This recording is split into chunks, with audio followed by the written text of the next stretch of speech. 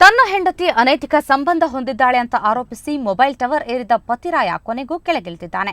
ಈ ಘಟನೆ ಚಿಕ್ಕಬಳ್ಳಾಪುರ ಜಿಲ್ಲೆಯ ಚಿಂತಾಮಣಿಯಲ್ಲಿ ನಡೆದಿದೆ. ರಾಜಶೇಖರ್ ಎಂಬಾತ ಟವರ್ ಏರಿ ಆತ್ಮಹತ್ಯೆ ಮಾಡಿಕೊಳ್ಳುವುದಾಗಿ ಬೆದರಿಕೆ ಹಾಕಿದ್ದ.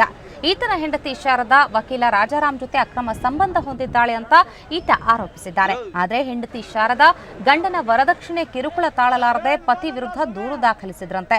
ಆತ ಜಾಮೀನಿನ ಮೇಲೆ ಬಿಡುಗಡೆಯಾಗಿ ಈ ರೀತಿ ಇಲ್ಲದ ಆರೋಪ ಮಾಡ್ತಿದ್ದಾನೆ ಅಂತ ಹೇಳಿದ್ದಾರೆ.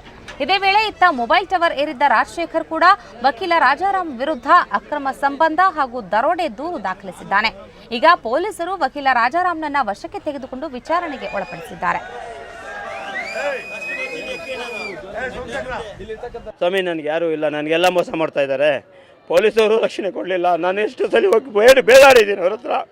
ನನಗೆ ಅನ್ಯಾಯ ಆಗ್ತಾ ಇದೆ, ನನಗೆ ನ್ಯಾಯ ಕೊಡಿಸಿ ಅಂತ ಅವ್ರು ಮಾಡಲಿಲ್ಲ. ನನಗೆ ನ್ಯಾಯ ಕೊಡಿಸ್ಲಿಲ್ಲ. ನಂತರನೂ ಹೋದೆ ಸ್ವಾಮಿ. ಅದು ನೋಡಿ ಅವನಲ್ಲಿದ್ದಾನೆ.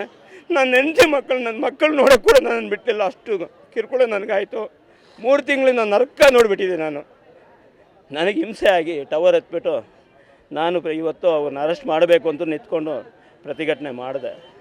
ಇಷ್ಟೇ ಸ್ವಾಮಿ ನಮ್ಗೆ ನಡೆದಿರೋದು. ಎಷ್ಟು ರಾಜಾರಾಮ್ ಲಾಯರ್ ರಿವಾಲ್ವರ್ ಎತ್ಕೊಂಡ್ಬಂದು ನನಗೋಸ್ಕರ ರಿವಾಲ್ವರ್ ತೊಗೊಂಡಿದ್ದಾರಂತ ಸ್ವಾಮಿ. ರಿವಾಲ್ವರ್ ಎತ್ಕೊಂಡು ಶೂಟ್ ಮಾಡ್ತೀನಿ ಅಂತ ಇದ್ದಾರೆ. ನಾನು ಹೋಗಿ ಪೊಲೀಸ್ನವ್ರಿಗೂ ಹೇಳಿದ್ದೀನಿ, ಸರ್ ಈ ಥರ ಮಾಡ್ತಾಯಿದ್ದಾನೆ, ಈ ಥರ ಮಾಡ್ತಾಯಿದ್ದಾನೆ ಅಂತ ಹೇಳಿದ್ದೀನಿ. ಅವರೇನೋ ಒಂದು ಹೇಳೋದು, ಹೋಗಪ್ಪ ಆಯ್ತು ಹೋಗಪ್ಪ ಅನ್ನೋದು ನಡೀತು. ಈ ಥರ ನಮ್ಗೆ ತೊಂದರೆ